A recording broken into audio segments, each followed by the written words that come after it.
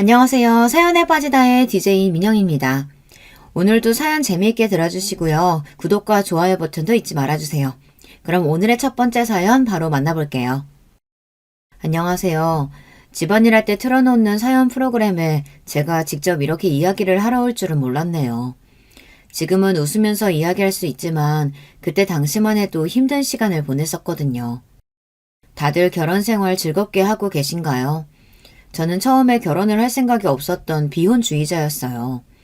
그래서 항상 연애만 했었고 결혼까지 생각할 상대가 아니다 보니 자연스럽게 만난 기간이 길어질수록 부담이 높아지면서 제가 먼저 헤어지자고 이야기를 한 일들이 많아지더라고요. 예전 남자친구들에게는 미안하지만 사실 결혼까지 생각할 만한 상대가 아니었던 것 같아요. 물론 저만 그런 건 아니었고 상대방도 역시 저와 같은 생각을 하고 있던 경우도 많아서 자연스럽게 정리가 되는 일들이 많아지더라고요. 제가 일에 대한 욕심이 있다 보니 아무래도 사람들과 오래 만나면서 결혼까지 생각을 하는 게 생각보다 쉽진 않았는데요. 또 혼자 있는 시간을 중요시 여기다 보니 결혼을 하면 혹시라도 제가 하고 싶은 일을 하지 못하게 되는 일이 생기지 않을까 싶어 자연스럽게 혼자 사는 쪽으로 생각을 했던 것 같아요. 제가 비혼을 결심하게 되었던 계기가 되었던 부분 중 하나는 성인이 되어 첫 연애 생활 때문에도 영향을 많이 받았던 것 같은데요. 제 성격이라든지 성향에도 맞지 않지만 이전에 만났던 사람이 나이 차이가 좀 있는 편이라서 만나다 보니까 저한테 결혼 얘기를 하더라고요. 그 사람을 만날 당시에는 일단 처음부터 비혼을 생각했던 게 아니라서 이 사람이라면 결혼을 해봐도 괜찮지 않을까라는 생각을 잠깐 했었는데 그건 아무래도 어려서 그랬던 것 같아요. 나이도 어리고 당장 좋아하는 사람이 있으니 결혼이라는 말이 참 멋있게 느껴지기도 했거든요. 실제로 저희 부모님이 사이가 좋으신 편이라서 그런지 결혼에 대한 거부감이 있는 편은 아니었는데 남자네 부모님을 만나고 나서 아예 생각이 달라졌던 부분들이 있었어요. 나이가 어리다 보니까 자연스럽게 저한테 말을 놓으시는 건 그럴 수 있다고 생각하지만 저희 집안이라든지 제 학업에 관련해서도 궁금한 점이 많으시더라고요. 또 결혼을 하면 바로 전업주부가 되어서 밥을 해서 먹여야 한다는 이야기를 듣고 나서 그때 정신을 차릴 수 있었어요. 초반에는 이 관계가 끊어지면 모든 것이 무너질 것 같아서 결혼을 해야 하나라는 생각이 들었지만 다행히 주변 친구들 덕분에 바로 막을 수 있었는데요. 단순히 좋아하는 마음을 가지고 하는 것이 아니라 이 사람과 평생 살아야 하는 것이기 때문에 세밀하게 살펴야 할 부분들이 많더라고요.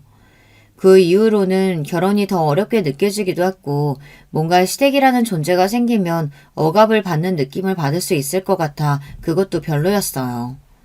물론 막대하시는 분들이 많이 없겠지만 뭔가 다른 가정과 가족이 된다는 것 자체가 저에게는 조금 어려운 부분이더라고요. 결혼을 한다는 게 싫었던 건 아니지만 결혼을 하고 나면 신경을 써야 할 부분들이 더 많아지다 보니 귀찮았던 부분들도 있어서 그때부터 연애를 쭉 이어서 했던 것 같아요.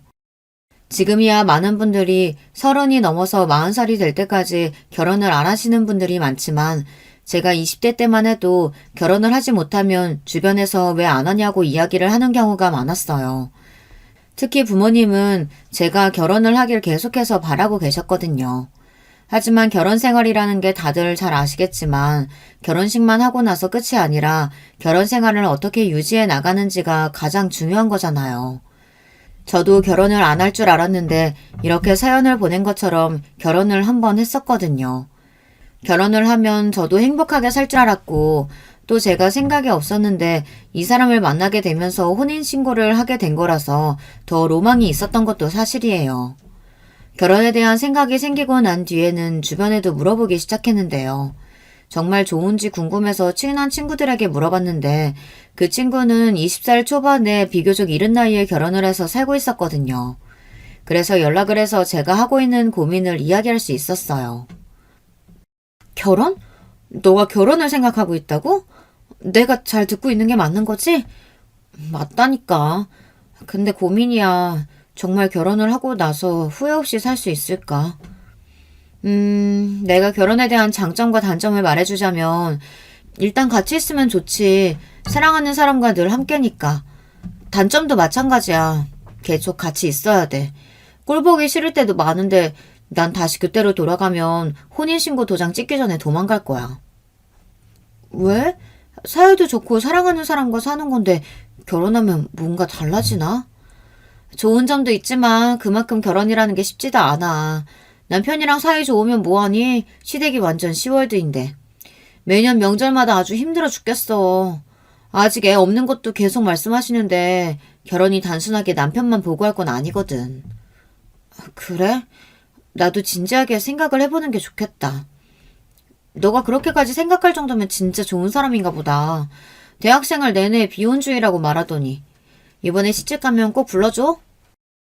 제가 이 사람을 만나면서 결혼을 결심했던 이유 중 하나는 저와 같은 비혼주의자였고 처음에는 부담 없이 시작을 했던 게 사실이에요. 서로 연애만 생각하다 보니 터치할 부분도 없고 맞는 부분도 많았고요. 제가 연애 초반이 지나고 나서 한 2년 정도 되었을 때 진지하게 관계에 대해서 물어봤을 때가 있었거든요. 나이가 없던 게 아니다 보니 그 친구도 결혼을 생각하고 있으면 관계를 정리해야 할 수도 있으니 먼저 물어보게 되었는데 대답이 이전과는 달라서 놀란 부분도 있었어요. 자기는 결혼에 대한 생각이 있어? 사실 나는 비혼주의라서. 나도 비혼주의야. 당장 결혼을 할 생각도 없지만 앞으로 너가 싫으면 난 이런 관계도 괜찮아. 그래? 결혼을 꼭 하지 않아도 괜찮아? 너가 싫다는데 억지로 강요하고 싶지도 않고 물론 부모님의 압박은 있겠지만 그래도 괜찮아. 난 너만 있으면 되거든. 2년 차에 그런 이야기를 나누고 만나다 보니 4년 정도 만나면서 그 사람에 대한 생각이 점점 더 깊어지는 게 느껴졌는데요. 다른 남자 친구들과 다르게 미래를 꿈꿀 수 있는 사람이라고 해야 할까요? 처음으로 미래에 대해서 생각을 해보다 보니까 자연스럽게 둘 다 결혼에 대한 이야기를 하고 있더라고요. 물론 초반에는 결혼을 할까 말까 하는 생각들이 많긴 했지만 서로 진지하게 대화를 나누면서 결혼 생활을 하면서 지켜줬으면 하는 부분들에 대해 이야기를 나누었어요. 나는 결혼을 하게 되더라도 내 시간을 무조건 가졌으면 좋겠어. 여행도 좋아하고 혼자 있는 시간을 보내는 걸 좋아하다 보니 일주일에 한 번 정도는 개인적인 시간을 가지면서 나를 돌아보고 싶어. 나도 동일하게 개인적인 시간이 필요한 사람이라서 그 정도는 맞춰줄 수 있어. 결혼이라는 게 서로 맞춰가는 부분이라고 하잖아. 우리는 서로 성향도 비슷하고 개인적인 시간을 보내는 걸 좋아하니까 그 부분에 대해서 트러블이 생길 것 같지는 않아. 그리고 무엇보다 나는 아이 가지는 걸 원치 않아. 요즘 딩크가 많이 생겼다곤 하지만 아직까지는 주변에서 아이를 가져야 한다는 인식이 더 강하다 보니까 이 부분은 서로 부모님께 잘 조율해서 이야기를 해줬으면 좋겠어. 그건 나도 공감하는 부분이야. 우리 인생에서 아이가 꼭 필요하다고 생각하지 않기 때문에 그 부분은 덜어두어도 될 것 같아. 나도 부모님께 잘 말씀드릴게. 사실 결혼을 준비하면서 둘 다 트러블이 날 거라고 생각을 하진 않았지만 이렇게 잘 맞춰질 줄은 몰랐거든요.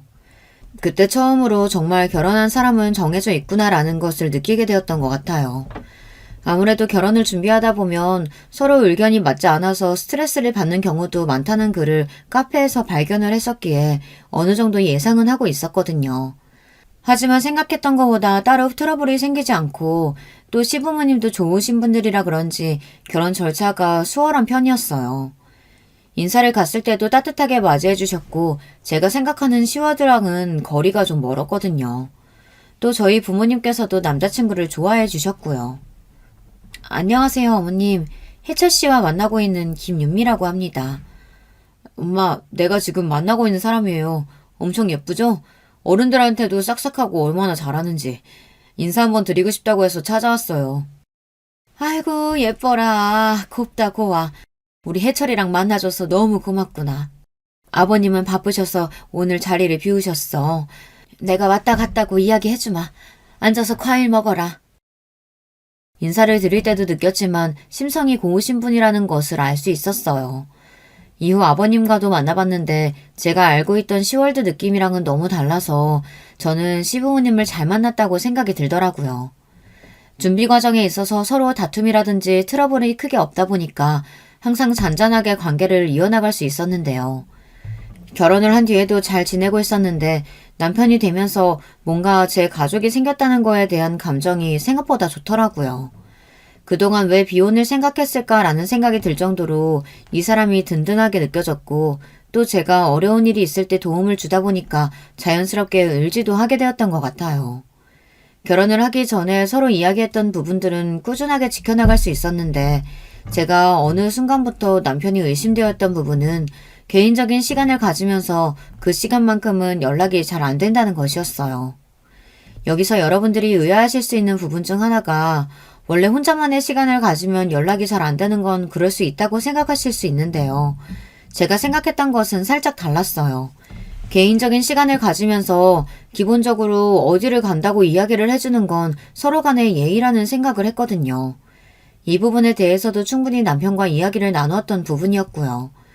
근데 어느 순간부터 나가면 나간다고 이야기를 하고 장소가 어딘지 말도 안 해준 채 그냥 다녀와서 평소처럼 행동하는 걸 보니까 뭔가 여자의 촉이라고 해야 할까요? 싸한 느낌이 들어서 남편에게 먼저 물어봤어요. 자기야, 오늘은 어디 다녀왔어? 생각보다 늦었네. 아, 연락이 하나도 없길래. 아, 오늘 회사 사람들이랑 라운딩 하느라 바빴어. 골프 연습하다 보니까 요즘에는 골프 치러 다녀서 그런지 재미있어서 취미로 해도 괜찮겠더라고. 그래서 그런데 이번에 카드값도 좀 나올 것 같고 이래저래 상의할 게 많았는데 이제서야 말을 하네. 우리 둘 다 결혼 초반에 이야기했던 거 기억하지? 개인적인 시간 지켜주는 것도 좋지만 서로 어디 간다고 기본적인 연락은 하자. 오늘은 정말 바빠서 연락도 한 통 못했어. 다음부터는 제대로 연락 남기고 여보 걱정하는 일 없게 할게. 회사 사람들이랑 라운딩을 지겼다는 이야기를 들으니 사실 거기서 더 의심할 건 없었어요. 뭔가 찜찜하긴 했지만 그날은 그냥 넘어가기로 했죠. 저는 개인적으로 결혼 생활을 하면서 서로 기본적인 부분만 지켜주면 별다른 문제 없이 꾸준히 잘 살 수 있을 것 같았는데 하나 둘씩 삐걱거리는 게 생기다 보니까 저희도 부부싸움이라는 것을 할 수밖에 없었어요. 아예 안 싸우고 사는 건 말이 안 되고 서로 다른 생활을 오랫동안 하다 보니까 자연스럽게 부딪히는 부분이 있을 수밖에 없었는데요. 얼마 전에는 싸우면서 제가 감정이 격하게 올라오다 보니 결혼에 대해서 다시 생각을 해보게 되는 계기가 되기도 했던 것 같아요. 제가 워낙 자유롭게 지내던 사람이라 그런 것일 수도 있지만 그렇다고 안 맞추고 제멋대로 하는 건 없거든요. 저는 딱 지키기로 한 것만 지키면 되는데 그게 잘 안 되었던 게 불만이었어요. 그날도 남편이랑 저랑 정해진 개인 시간을 보내는 중이었는데 연락도 안 되고 전화도 받지 않으니까 저는 와이프로서 사실 걱정이 될 수밖에 없잖아요. 혹시 사고가 난 것은 아닐지 신경이 쓰이기도 하고요.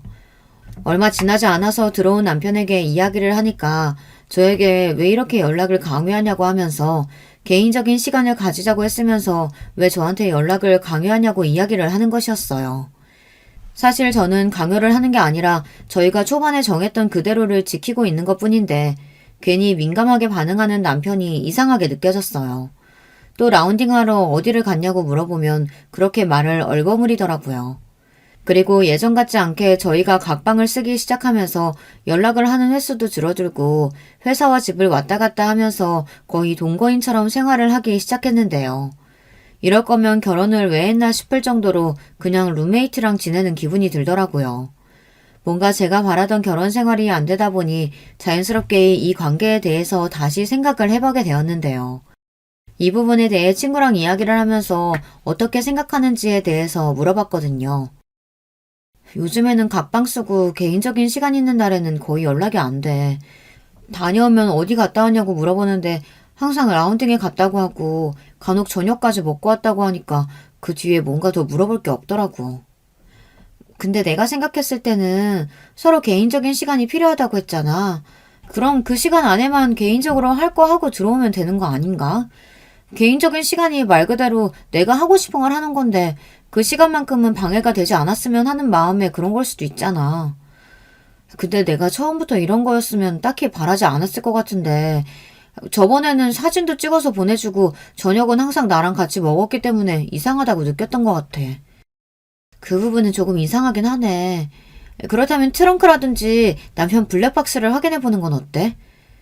안 그래도 생각을 해봤는데 생각했던 것보다 그게 쉬운 건 아니야. 남편 차가 항상 집에 있는 것도 아니고 내가 잘 안 타고 다니다 보니까 정보를 모을 수가 없겠더라고. 물론 바람을 안 피는 걸 수도 있지만 내가 생각해 봤을 때 지금 누군가가 있는 것 같아서 조금 불안하네. 친구는 저에게 만약 그런 일이 있다면 증거부터 모으는 게 좋다고 이야기를 했고 절대 감정적으로 나서서는 안 된다고 하더라고요. 한편으로는 지금 이렇게 생각하고 있는 것도 웃긴 게 정보가 있는 것도 아닌데 저만 되려 걱정을 하고 있는 건 아닌가라는 생각이 들었어요. 그리고 한동안은 또 잠잠하다가 남편이 이상하게 주말에 같이 시간을 내서 데이트나 하자고 이야기를 먼저 해주더라고요. 그래서 그날은 같이 시간을 보내게 되었는데 평상시처럼 너무 잘해주기도 하고 제가 괜한 걱정을 한 거라는 생각이 들었어요. 진짜 오랜만에 꽃다발도 받아봤는데 기분이 좋아졌어요. 웬일이야? 꽃다발까지 준비하고 오늘 너무 좋은데? 그동안 내가 잘 못해준 것 같아서 미안해서 그렇지. 여보, 내가 사랑하는 거 알지? 당연하지. 비혼이었지만 당신 만나고 진짜 내 편이 있으면 이런 기분이구나 하고 느끼게 됐잖아. 고마워요. 하지만 얼마 지나지 않아서 저에게는 충격적인 사건이 하나 벌어지게 되었는데요. 그 사건으로 인해서 그동안 남편의 행동에 대해 다시 생각해보는 계기가 되었어요. 평소와 같이 저는 퇴근하고 집에 와서 쉬고 있는데 친구에게 전화가 오더라고요. 연수야, 뭐 하고 있어? 웬일로 먼저 연락을 했대? 다른 게 아니고 지금 남편 집에 있어? 아니, 나 지금 남편 회식 갔다 그래서 혼자 있어. 그럼 지금 집 근처에 있는 사거리로 잠깐 나올래? 내가 확인을 해야 할 게 있어서. 친구의 말에 저도 준비를 하고 바로 사거리로 나갈 수 있었는데요. 급해서 남편에게는 이야기를 하지 못했어요. 친구를 만나고 나서 이야기를 하려고 생각하고 있었는데 친구를 만나자마자 충격적인 이야기를 들으면서 자연스럽게 연락은 나중에 하는 것이 좋겠더라고요. 지금 남편이 들어간 곳이 노래방인데 여자가 같이 있어서 내가 사진을 찍고 보내주는 것보다 네가 직접 확인하는 게 나을 것 같아서. 응? 남편은 이 작가야라고 하던데. 아, 그래? 잘못 본 걸 수도 있으니까 내가 직접 보고 올게. 친구가 알려준 곳은 노래방 같은 곳인데 술집이 같이 운영되는 곳이었어요. 이런 곳은 처음 가보다 보니까 낯설기도 했는데 들어가 보니 직원분께서 안내를 해주시더라고요. 어서 오세요. 혹시 일행 있으신가요? 아, 안에 회사 사람들이 있어서요. 혹시 방금 전 들어온 사람들 어디로 갔나요? 아, 그렇다면 4번 방으로 가보시겠어요? 커플분들 말고 회사에서 오신 거죠? 네, 감사합니다. 카운터 직원분께서 안내해주신 3번으로 가보니 방 안에서는 회식을 즐기고 있는 사람들이 있었어요. 그래서 남편도 거기 있나 둘러보고 있는데 제 귀에 익숙한 목소리가 들리더라고요. 괜찮다니까. 오늘 늦게 들어간다고 미리 얘기해놔서 시간 많아. 그래도 이렇게까지 늦게 들어가면 마누라가 뭐라고 안 해? 나야 좋지만 오빠 힘들까봐 그러지. 우리 와이프 11시만 되면 바로 잠에 골아 떨어지는 사람이야. 그래서 내가 늦게 들어가도 언제 들어왔는지도 기억도 못해. 미리 연락해두면 그때 들어온 줄 안다니까? 그래도 그렇지. 그렇다고 이렇게 일찍 나 찾아오면 어떡해. 나 지금 일하고 있는데. 보고 싶은 걸 어떡해. 오늘 퇴근하고 같이 있자. 기다리고 있을게. 저도 모르게 몸을 숨기고 이 대화를 듣게 되었는데 틀림없이 남편 목소리였어요. 술집을 다니면서 이러고 있는 줄은 몰랐는데 생각보다 엄청 충격적이더라고요. 여러분들은 그 뒤에 제가 상황을 뒤집었을 거라고 생각하시나요? 답답하다고 느낄 수 있겠지만 저는 그날 한마디도 못하고 다시 집으로 돌아와서 친구에게 맞는 것 같다고도 말도 못하고 혼자 끙끙거리면서 시간을 보냈어요. 심지어 그날은 잠도 안 와서 늦게 들어오는 남편이랑 바로 맞이할 수 있었는데요. 그래도 입이 떨어지지 않아서 어떻게 해야 할지 고민이더라고요. 여보, 안 자고 있었네? 시간이 늦었는데 얼른 자야지. 나 생각보다 회식이 늦어져서 늦게 도착했어. 카톡에는 이미 집에 들어왔다고 하던데 무슨 소리야? 아, 카톡. 내가 그때 잘못 보냈었나 보다. 오늘 술을 좀 많이 했거든. 지금 정신이 드네. 여보가 생각하는 이상한 거 아니니까 내일 직접 회사 사람들한테 물어봐도 좋아. 아니야. 늦었는데 얼른 자. 뻔뻔하게 거짓말을 하는 남편을 보니까 마음이 더 안 좋아졌어요. 특히 제가 남편을 사랑하고 있다는 것을 저는 알고 있었기 때문에 이 폭탄을 터뜨리기가 더 힘들더라고요. 저만 참으면 이 결혼 생활이 유지가 되는 건 문제가 되지 않을 것 같았고, 바람이라는 사실을 알게 되긴 했지만 제가 대화 내용을 들었을 때 거기에 종사하시는 분이라서 깊은 관계는 아닌 것 같았어요. 물론 멍청하다고 생각하실 수 있어요. 그런 대화를 듣고 나서도 아닐 거라고 생각하는 제 감정을 이해하시기는 어렵겠죠. 하지만 사랑하시는 분들이라면 아실 거예요. 이런 부분들까지도 제가 어떻게든 잊고 살아가면 괜찮을 거라고 생각했어요. 근데 제가 생각했던 것과는 달리 상황이 흘러가면서 점점 더 결혼 생활에 대해 깊이 생각해보는 계기가 되었는데요. 처음 알았을 때는 남편이 힘든 것을 그런 유흥에 푸는 것이라고 생각하고 있었거든요. 더 파고들어 보니까 단순하게 술을 먹고 푸는 게 아니라 이 여자 저 여자 만나면서 술집을 많이 다니는 것 같았어요. 이번이 처음인 줄 알았지만 휴대전화를 한번 뒤져본 뒤로는 충격에서 빠져나오지 못했어요. 그 뒤로는 저만의 복수 계획을 세우기 시작했어요. 저한테 이렇게 상처를 줬는데 그냥 두고 좋게 이혼할 수가 없었거든요. 핸드폰을 봤을 때는 제가 폭발을 하는 바람에 남편에게 그대로 증언을 제시하면서 이게 뭐냐고 이야기를 했는데요. 성급하긴 했지만 자료들은 어느 정도 모아둔 상태여서 괜찮았고, 처음 여자가 있었다는 걸 알게 되었던 그날 이후로는 계속 남편을 주시하며 생활하다 보니 쉽게 모을 수 있었어요. 지금 이게 다 뭐야? 여기 있는 여자들 다 당신이 만나는 사람들이야? 오해야. 그냥 연락만 하는 사람들이지. 대학 내용 봤겠지만 아니야, 그런 거. 그래, 바로 인정하지 않을 것 같긴 했어. 그럼 이 사람들이랑 이런 연락은 하는 이유가 뭐야? 보고 싶다 자기야, 오늘 만나러 가도 돼? 이런 얘기하는데 아무런 사이가 아니라고? 그냥 요즘 우리 관계도 소원해주고 갑방 쓰다 보니까 외로워서 그랬나 봐. 하지만 이런 연락했던 것과는 별개로 이 사람들하고 그런 깊은 관계 아니야. 그냥 정서적으로 나를 채워주는 사람일 뿐이야. 남편의 이야기를 듣고 나서는 더 어이가 없을 수밖에 없었어요. 정서적인 부분을 채워준다니 이게 말이에요, 방구예요. 도저히 이해할 수 없는 말들을 쏟아내는 남편을 뒤로하고 상황에 대해 어떻게 해야 할지 고민을 하고 있었는데요. 이때까지만 해도 남편에 대한 마음이 떠나긴 했지만 결혼 생활을 잡는다는 게 생각보다 쉽진 않았어요. 저도 제가 답답하게 느껴지고 또 이 모든 것들을 알고 있는 연수 또한 저한테 그렇게 참아서 나중에 속병난다고 이야기를 해주더라고요. 저는 이대로 답답한 마음을 감출 수는 없을 것 같아서 당장 헤어지진 못해도 시부모님에게 가서 상의를 해봐야겠다 생각이 들어 이야기를 했는데 정말 잘해주시던 분들이 그렇게 극대노하시는 건 처음 들었어요. 바람이라니, 네가 지금은 바람을 폈단 말이야? 해철아, 네 입으로 얘기해봐. 엄마가 예전부터 얘기했던 건 아예 기억 안 하는 거니? 말로 할 필요 없다. 몽둥이나 가져와서 다리를 아작 내버려야지. 어머님, 아버님이 보시는 그대로예요. 그 대화 내용을 보면 모두 술집 여자들하고 바람을 폈고 저한테는 집에 도착했다는 거짓말을 치면서 밖에서 늦게 들어온 일들이 많아졌어요. 이렇게 하는데 어떻게 결혼 생활을 이어갈 수 있겠어요? 여보, 내가 다 잘못했어. 그런데 이렇게까지 할 필요는 없잖아. 어머니, 아버지, 죄송합니다.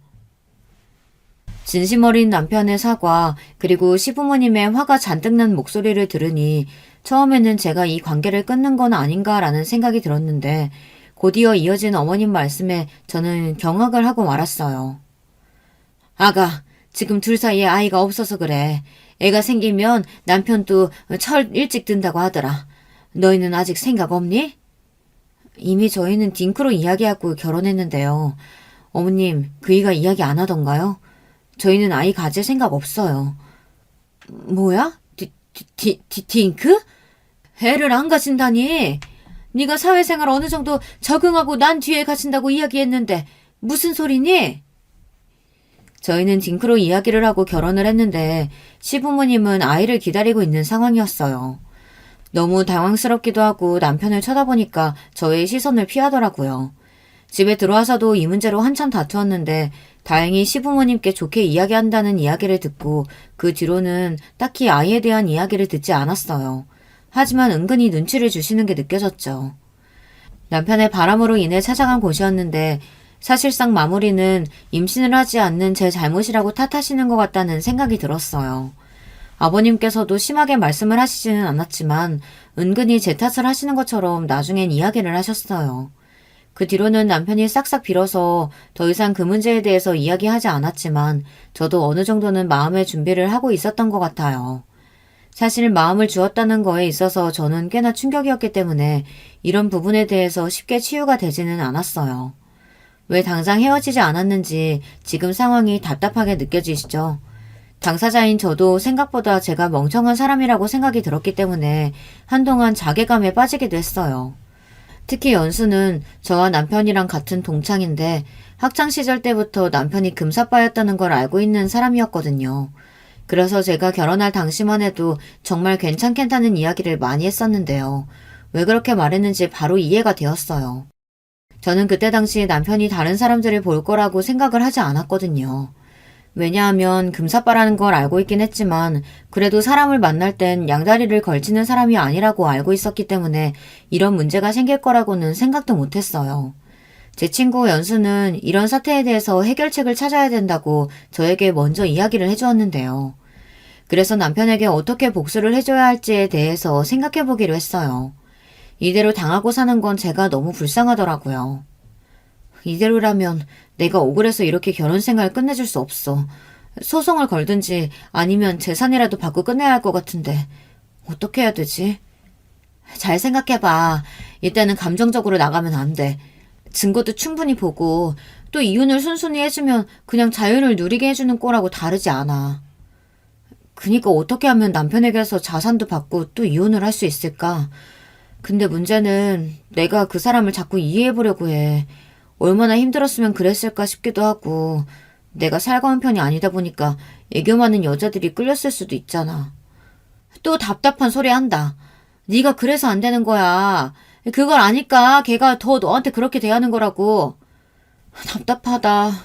정말 이혼을 하고 싶은 건지 어쩌고 싶은 건지 나도 마음이 잘 안 잡히는 것 같아. 답답해할 수는 있지만 일단 제 마음을 정확하게 정하는 것이 우선이라는 친구의 말이 위로가 되었는데요. 그리고 얼마 지나지 않아 저는 다시 마음을 다잡고 남편과의 이혼을 생각하게 되었어요. 그 일이 있고 난 뒤에 사진을 다 지우고 또 카톡을 정리했다는 남편 휴대전화를 보게 되었는데 정말 말끔하게 사라져 있더라고요. 그래서 믿고 있었는데 얼마 뒤 핸드폰을 새로 개통했다는 사실을 알게 되었고 더 이상 제가 사랑하고 있던 남편이 아니라는 것을 알게 된 순간부터 철저하게 이혼할 준비를 하기 시작했어요. 일단 유책 배우자가 남편이기 때문에 저에게는 해당되는 사항이 없었지만 재산에 대해서도 꽤 신경을 쓸 부분이 많더라고요. 손해를 보면서까지 이혼을 하고 싶진 않았는데 어떻게 하면 좋을지 고민을 하다가 시원하게 제가 원하는 대로 이혼할 수 있게 되었는데요. 때는 동창회를 한다고 연락을 받았을 때였는데 둘 다 같은 학교에 나오다 보니까 겹치는 친구들이 많았거든요. 그래서 같이 가기로 하고 그날을 기다리고 있었는데 문득 그때 남편이 정말 좋아했던 여자애 하나가 생각이 났어요. 연수에게 물어보니까 그 친구도 이번에 동창회에 온다더라고요. 처음에는 별다른 일 있겠느냐는 생각이 들었는데 곧이어 제 머릿속에서 굉장히 기가 막힌 아이디어가 하나 떠올랐어요. 플랜을 세우고 난 뒤에 찾아갔는데 동창회 당일 반가운 얼굴들을 만날 수 있어서 좋았는데요. 그리고 드디어 주인공인 남편의 첫사랑이 등장을 했어요. 예전부터 느꼈던 거지만 그 친구는 정말 예뻤거든요. 여자인 제가 봐도 예쁜데 남자분들은 어떻겠어요. 심지어 예전보다 더 세련되진 모습을 보니까 저도 모르게 위축이 되긴 했지만 그래도 상관없었어요. 아니나 다를까 남편 눈에서는 꿀이 뚝뚝 떨어졌고 이미 그때는 저 사람에게는 내가 없구나라는 것을 느꼈던 것 같아요. 슬프긴 했지만 저도 그동안에 있었던 일이 있다 보니까 마음 정리가 쉬운 편이었는데요. 자연스럽게 동창회를 하면서 그 친구 옆으로 가서 제가 먼저 말을 걸었어요. 지혜야, 오랜만이다. 너는 못 본 사이에 더 예뻐진 것 같아. 그동안 잘 지냈어? 오랜만이다. 너도 잘 지냈지? 해철이랑 결혼했다면서? 얘기 들었어. 너는 아직 결혼 안 했고? 넌 어떻게 지내? 난 돌싱이야. 이번에 이혼했거든. 아, 그래? 미안해. 내가 괜한 걸 물어봤네. 일단 한잔 하자.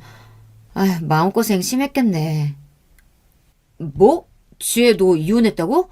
그런 소식은 못 들었는데 언제? 왜? 저와 대화를 하고 있던 지혜 이야기를 듣더니 남편은 바로 관심을 가지는 게 눈에 보였어요. 그래도 아직 이혼을 한 게 아닌데 이렇게 여자한테 관심을 가지는 모습을 보니까 좀 정이 떨어지더라고요.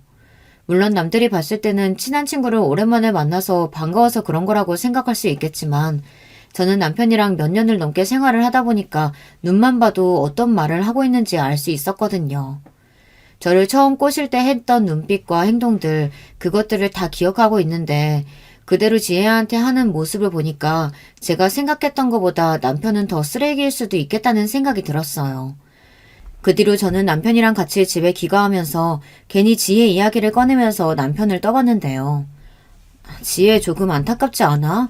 그렇게 예쁘고 고운데 돌싱이라니. 우리 나이도 얼마 되지 않았잖아. 그러게. 나도 참 걱정이다. 걔가 그렇게 살고 있을 줄은 몰랐어. 혹시 여보가 아직 지혜에 대해 마음을 품고 있는 건 아니지? 무슨 소리야. 내가 잘못은 하긴 했지만 나 그래도 당신밖에 없단 말이야. 그동안 내가 잘못한 부분들 때문에 오해할 수 있긴 한데 그런 거 전혀 아니야. 저는 남편의 말을 믿을 수 있었을까요? 전혀 믿지 못했죠. 그동안 행실이 있다 보니까 저도 어느 정도는 마음의 준비를 하고 있었거든요. 그래도 남편이 아무런 감정이 없다고 하니까 처음에는 그 말을 살짝 믿긴 했어요. 하지만 얼마 지나지 않아서 그건 착각이었다는 걸 바로 느낄 수 있었는데요. 평상시보다 퇴근이 늦어지는 것은 물론 휴대전화로 누구와 그렇게 연락을 하는지 계속 카톡을 붙들고 있는 걸 보니까 저는 그때 느낄 수 있었어요. 또 지혜란 친구와 바람이 난 거구나 싶어서 친구들에게 보여주기 위해 핸드폰을 보려다가 남편에게 딱 걸리고 말았죠. 솔직히 말해. 지금 연락하는 사람 누구야? 별거 아니야. 그냥 연락하는 친구. 혹시 그 친구가 지혜야? 그래. 이렇게 된 거 그냥 당신한테 솔직하게 이야기할게. 동창회 이후로 계속 지혜랑 연락해왔어. 사실 나 마음이 변하진 않은 것 같아. 그 친구에 대한 마음이 깊은 곳에서부터 올라오다 보니까 전보다 더 애틋해졌어. 남편의 이야기를 듣고는 저는 기가 찰 수밖에 없었어요. 이럴 줄 알았으면 그냥 빨리 이혼해줄 걸 그랬나 싶기도 하고 제 마음의 상처는 안중에도 없다는 듯이 계속 말을 이어가더라고요. 솔직히 지혜가 내 첫사랑이기도 하고 또 너와 나는 원래 비혼주의였잖아. 그러다가 어찌저찌 결혼을 하게 됐는데 솔직히 행복하진 않아. 나는 내 사랑을 찾아서 떠나고 싶어. 제발 나랑 이혼해줘. 드디어 남편에게서 듣고 싶었던 이혼 이야기를 들을 수 있었지만 제 마음은 전혀 편하지 않았어요. 오히려 슬프고 또 이 감정을 어떻게 눌러야 할지도 모르겠더라고요. 바람핀 걸로 모자라서 이제는 당당하게 이혼 요구까지. 내가 쉽게 이혼해줄 것 같아? 네가 해달라는 대로 다 해줄게. 지혜도 지금 돌싱이라는데 이건 나한테 온 일생일대의 기회란 말이야. 내 기회 네가 막을 필요 없지. 5억 줄게. 우리 이혼하자. 제발 해줘. 어이가 없었지만 남편이 준다는 5억을 받고 이혼을 하는 게 저에게는 오히려 이득이었어요. 무너진 결혼 생활에 대한 보상이라고 생각하니까 사실 이 정도 금액이라면 괜찮을 것 같더라고요. 그리고 저희가 아이가 없다 보니 이혼 조정 기간도 짧은 편이라서 한 달 정도면 바로 헤어질 수 있는 상황이라 생각보다 빠르게 진행될 수 있었는데요. 이 이야기를 들었던 연수는 그럴 줄 알았다며 저한테 이야기를 하더라고요. 거봐. 내가 그때 지혜 볼 때 눈빛 봤는데 장난이 아니더라고. 지혜도 돌싱이라면 오히려 둘이 잘 된 거 아니야? 그러면 끼리끼리 만나라고 해. 글쎄, 정말 끼리끼리가 맞을까? 어쨌든 이번에 일이 잘 처리돼서 오히려 홀가분한 것 같아. 그동안 사실 마음에 깊은 상처를 입다 보니 많이 힘들었거든. 당연하지. 비혼주의였던 너가 결혼까지 했는데 그 사람을 그만큼 사랑했다는 거잖아. 해철이도 진짜 너무하다. 어떻게 너 같은 애를 두고 그렇게 바람을 피니? 어쨌든 끝났으니 이제 나도 마음 편하게 살 수 있을 것 같아. 앞으로 내 인생에 남편은 없을 거야. 저는 이혼한 뒤에 평상시대로 일도 하고 여행도 간간히 다니면서 남편이 주었던 5억으로 자산을 늘리며 재테크까지 하고 있는 중인데요. 집도 서로 반반했기 때문에 처분을 잘해서 이번에 새로 집을 구하게 되었는데 집값도 조금씩 오르고 있어서 이사를 잘했다고 생각을 하고 있었는데 얼마 전에 남편이 저를 찾아왔어요. 회사 앞에서 다짜고짜 멱살을 잡았는데 그게 이혼하고 딱 한 달 뒤였어요. 저는 그때 알았어요. 드디어 모든 걸 알았구나 하고 말이죠. 오랜만이다. 잘 지냈지? 이렇게 먼저 연락 올 줄은 몰랐어. 다음 주에 만나는데 너도 참. 나도 보고 싶긴 했는데 이렇게 만나니까 또 반갑다. 너 여전하구나. 요즘엔 어떻게 지내? 소식은 접했는데 요즘 많이 힘들지? 나야 뭐 그렇지. 전 남편이 그렇게 바람 펴서 헤어질 줄 누가 알았겠어. 완전 사랑꾼이었거든. 너는 해철이랑 잘 지내지? 너 예전부터 비혼이라 그랬는데 결혼했다는 소식도 없고 깜짝 놀랐어. 해철이도 원래 결혼 생각 없다고 내가 들었었거든. 사실 너한테 부탁할 게 있어서 이렇게 보자고 했어. 정말 어이없을 수도 있지만 내 남편을 네가 꼬셔줬으면 좋겠어. 그게 무슨 소리야? 남편을 꼬셔달라니? 장난이 너무 지나치다. 내가 전 남편이랑 어떻게 헤어졌는지 말해줬는데 그런 부탁을 하고 싶어? 사실 해철이가 나랑 결혼 생활하는 동안 꽤 많은 바람을 피웠어. 모두 술집에서 만나고 짧게 연락을 하긴 했지만 주기적이더라고. 나는 이런 상황에서 결혼 생활을 더 이어갈 수 없을 것 같아. 네가 도와준다면 좀 더 수월하게 이혼을 할 수 있을 것 같은데 안 될까? 무리한 부탁인 거 알지만 난 정말 이 상황에서 벗어나야 할 것 같거든. 근데 왜 이렇게까지 해서 이혼을 해야 돼? 그럼 그동안 모아둔 자료 있으니까 그걸로 이혼하면 되잖아. 지금은 해철이가 이상하게 나를 옆에 두려고 해. 아무래도 보험식으로 생각하는 것 같은데 네가 첫사랑이었잖아. 첫사랑과 다시 연락된다면 해철이 마음도 당연히 네 쪽으로 더 끌릴 것 같아서. 네가 이 말을 하기까지 얼마나 힘들었을지는 알 것 같지만 솔직히 당황스럽긴 하다. 나도 전 남편이 바람 펴서 헤어진 입장으로서 도와줄 수 있으면 같이 도와주고 싶긴 한데 이게 맞는 걸까? 대화 내용을 보시면 아시겠지만 저는 이미 이전부터 지혜와 연락을 하고 있던 상황이었어요. 쉽게 말해 짜고 치고 남편에게 제대로 복수를 시작한 것인데요. 그래서 동창회 이후로 지혜는 저와 이야기를 했던 것처럼 남편이랑 연락을 하고 실제로 만남까지 가지면서 저한테 그 상황들을 모두 알려주었어요. 물론 초반에는 힘들긴 했지만 이번에 남편이 제대로 저를 떠났으면 하는 마음에 결심하게 된 일이기도 한데요. 예전부터 이혼에 대해서 이야기를 하면 저에게 그건 절대 안 된다면서 빌고 서류에 도장을 안 찍어준다면서 버텼거든요. 물론 무작정 할 수 있긴 하지만 간단하게 이혼을 하고 싶어서 최대한 남편이 저에게 떠나갈 수 있도록 지혜에게 제대로 꼬셔달라고 이야기를 했어요. 그걸 알게 된 남편이 저를 찾아온 것이었는데요. 회사 앞에서 저에게 따지는 모습을 보니 참 웃기더라고요.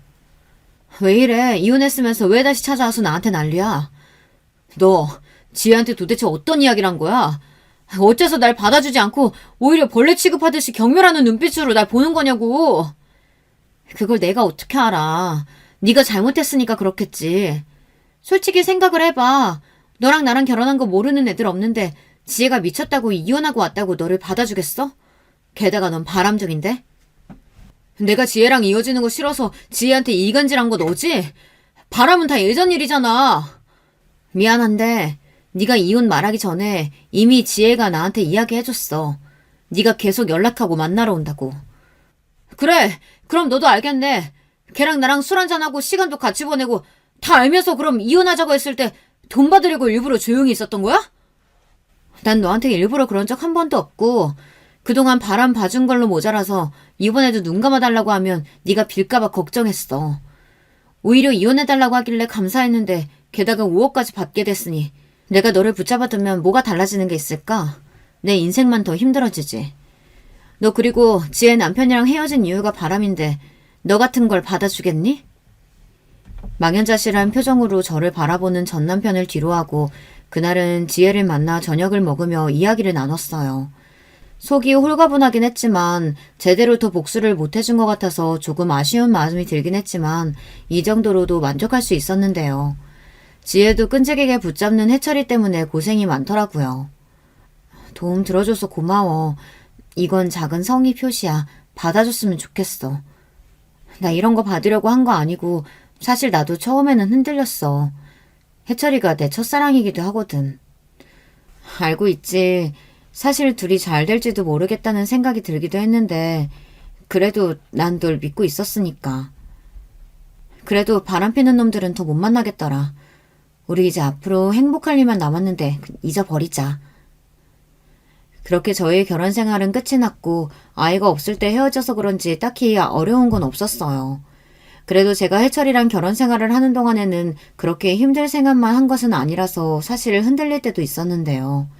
그렇다고 해서 무너졌던 신뢰가 다시 쌓이는 것도 아니기 때문에 다시 마음을 붙잡고 살아가고 있는 중이에요. 저처럼 이혼을 결심하신 분들 사이에서는 대부분 상대방의 바람이라든지 혹은 성격 차이로 헤어지는 경우가 많은데 아이가 있을 경우 더 오랜 시간이 걸리고 또 쉽게 헤어지는 게 어렵다고 해요. 지혜도 아이가 없을 때 헤어졌는데 남편의 습관적인 바람으로 인해 상처를 많이 받은 것 같더라고요. 저와 같은 상처를 받은 사람이 있다 보니까 서로에게 위로의 말을 해줄 수도 있고요. 또 앞으로의 인생에 있어서 진실된 조언을 해줄 수 있다는 게 좋았어요. 그리고 저는 연수에게 이런 이야기를 전하며 지혜와 함께 셋이서 여행을 가자고 이야기하기도 하고 베스트 프렌드가 되어서 지금까지 연락을 잘하고 있는 중인데요. 해철이는 그 뒤에 재산도 많이 남지 않고 오히려 이곳저곳 껄떡거리다가 차였다는 이야기를 들었어요. 지금 생각해보면 초반에 저를 진심으로 사랑해주었던 해철이가 그립긴 하지만 왜 이렇게까지 변했는지 정말 이해할 수 없는 부분 중 하나예요. 결혼 생활을 하면서 제가 잘못한 부분이 있었다면 서로 조율을 해갔으면 좋았겠지만 그래도 시간이 지나면서 아쉬움은 사라지고 앞으로 제 인생에 대한 고민만 더 많이 할 수 있게 되어서 좋아요. 결혼이라는 게 두 사람이 만나서 한 가정을 이루고 또 그 가정을 유지하기 위해서는 서로에 대한 노력이 정말 필요하잖아요. 전 남편의 외도를 알았을 때 저도 나름대로 남편에게 더 살갑게 굴려고 노력하고 했지만 그 끝이 이런 거라서 살짝 안타까운 마음이 있는 것 같아요. 처음에 이혼을 한다고 엄마 아빠께 말씀드렸을 때 그 두 분의 표정이 아직도 잊혀지지 않고 있는데요. 김서방이 그럴 리 없다고 말씀을 하시길래 그동안 제가 보았던 정보를 전해드렸는데 꽤 충격을 받으신 듯해요. 그 뒤로는 같이 다시 잘 살아봐라 라든지 다시 이야기를 해봐라는 말씀 없이 딱 잘라서 혼자서도 잘 살라고 해주시니 든든해요. 여러분이 보시기에는 제가 한 복수가 선곡인 것 같나요? 아니면 너무했다고 생각하시나요? 저는 개인적으로 남편의 바람길을 연애할 때는 전혀 알 수 없었기 때문에 결혼하고 가장 당황스러웠던 게 외도에 걸린 것이었거든요. 게다가 술집을 다니면서 종업원 분들이랑만 만나니까 실질적으로 직장이라든지 친구 사이에서는 이성적인 문제가 없는 사람이라서 제가 그동안 잘 몰랐었을 수도 있겠다는 생각이 들었어요. 지금이라도 알아서 제 인생을 다시 되찾은 것 같다는 생각에 요즘에는 다시 제 생활에 집중하면서 살아가고 있는 중이에요. 그래도 남편이 있을 때와 없을 때를 비교해서 봤을 때는 한 번은 더 해볼 만한 것 같다는 생각이 들었어요. 결혼을 한번 해보고 나니까 주변에 왜 사람들이 결혼해서 아이를 낳고 가정을 꾸리는지에 대해서 이해를 할 수 있었거든요. 비록 저는 남편이랑 이혼을 하고 혼자 사는 삶을 살고 있지만 그래도 다시 연애도 시작하고 요즘에는 좀 더 관계가 편해졌다고 해야 할까요? 다시 결혼을 할 생각은 지금은 당연히 없지만 앞으로도 생각이 달라질 수 있겠다는 마음은 있는 것 같아요. 사실 복수가 이렇게 빨리 끝날 줄은 몰랐는데 더 질척거릴 것 같았던 전 남편도 이제 연락을 주지 않고 깔끔하게 끝나서 서류 정리까지 오랜 시간이 걸리지 않아서 더 홀가분한 것 같아요. 요즘에는 외도를 하시는 분들이 많다는 것을 사연을 통해서 알 수 있었는데 직접 겪어보니까 감정적으로 느껴지는 허탈함이 가장 큰 편인 것 같다는 생각이 드는데요. 아이가 있으신 분들은 대부분 참고 이혼을 안 하신다고 하는데 아무리 아이 때문이라지만 정말 대단하게 느껴지기도 하고 저도 애가 있었으면 달라졌을까라는 생각이 들기도 해요. 아무래도 한 번 걸린 게 아니다 보니 저는 마음을 정리할 수밖에 없었지만 정말 실수로 그런 것이라면 한 번쯤은 봐주지 않을까라는 상상도 해보기도 해요. 제가 그만큼 좋아하기도 했기 때문에 초반에 좀 답답하게 굴었던 것도 있었는데요. 좋아하는 마음이 좀 크다 보니 직접 복수를 해봤을 때 마냥 후련한 감정을 느낀 것은 아니었거든요. 지금이야 다 정리가 되었으니 혼자가 되었다는 게 좋다고 이야기할 수 있지만 그때 당시에는 힘든 감정도 컸어요. 동창이 도와주지 않으면 어쩌나 싶기도 하고 다행히 그동안 모아둔 자료가 있어서 안 도와줬어도 괜찮았겠지만 이번에 친구 덕분에 더 후련하게 마무리할 수 있었던 것 같은데요. 처음에 절 찾아왔을 때는 드디어 알게 되었나 싶어서 뭔가 어떤 말이 나올지 기대가 되었는데 저에게 화를 내는 모습을 보니 이번 결혼 생활을 청산하길 잘했다는 생각이 절로 들었어요. 그리고 지혜에게 들었던 이야기인데 두 사람이 술을 마셨을 당시에 본인이 이혼을 하고 오겠다는 이야기를 했다고 하더라고요. 지금 사이가 좋은 게 아니라 사람들이 많다 보니 겉으로는 쇼윈도우 부부처럼 다니고 평상시에는 저도 그렇고 남편도 서로에게 관심이 없다고 이야기를 해서 한편으로는 지혜가 제가 거짓말을 하고 있는 건 아닌가라는 의심을 했다고 해요. 하지만 그 친구도 제 성격을 너무 잘 알고 있기 때문에 당연히 아니라는 것을 알았고 그때 당시에 느낄 수 있었다고 해요. 또 이 사람의 성격이 원래 이런 것이라는 것을요. 지혜 남편도 바람을 펴서 이혼했기 때문에 저에게 아이가 없을 때 이혼을 하는 것이 다행이라고 해요. 관계가 끝이 나서 여행도 자주 다니게 되고 또 재테크를 하다 보니까 자연스럽게 재산도 늘어나게 되어서 이번에 5억을 받은 것도 정말 잘한 것 같아요. 5억이라는 돈이 아깝지 않을 정도로 첫사랑이 마음에 들었는지 씁쓸하긴 하지만 결론적으로는 남편도 첫사랑과 이루어지지 못했기 때문에 저한테 화풀이를 하긴 했어도 관계가 잘 정리된 것 같아 홀가분하네요. 여러분, 두 번째 사연 시작하기 전에 좋아요, 구독 꼭 눌러주실 거죠? 그럼 두 번째 사연 바로 시작합니다. 안녕하세요. 저는 서울 종로의 대기업에 다니는 33살 하델입니다. 저는 소위 말하는 엘리트 코스를 밟아서 누구나 부러워하는 연봉을 받는 대기업에 다녀요. 저희 아버지가 정말 저를 물신양면으로 도와주셨고 남들보다 더 열심히 살아서 지금의 제가 있는 것 같아요. 저는 공부만 하던 아이였어요. 여중, 여고, 여대 졸업을 해서 더 공부에 집중할 수 있었지만 그 흔한 취미생활 하나 없었거든요. 아빠가 힘들게 공부시켜주신 걸 알아서 다른 곳에 관심을 두지도 않았고 아빠한테 자랑스러운 딸이 되고 싶다는 생각이 전부였어요. 아버지 혼자서 저를 키워주셨기 때문에 내가 성공해야만 한다는 생각을 어릴 때부터 했던 것 같아요. 공부를 잘하는 편이라서 반장도 하고 싶었지만 반장이 되려면 엄마라는 존재가 꼭 필요하다는 것도 반장이 됐을 때 아빠가 도움을 주지 못해 가슴 아파하신다는 걸 알 정도로 빨리 철이 들었습니다. 그렇게 누구보다 치열하게 20대를 보내고 30살이 넘어가고 승진하고 나니 갑자기 번아웃이 오더라고요. 정말 열심히 살아서 내 삶에도 쉼표가 필요한가 보다 생각했어요. 하지만 30살이 넘어버린 더 이상 어리지 않은 저에게 새로운 취미 찾기는 쉽지 않았어요.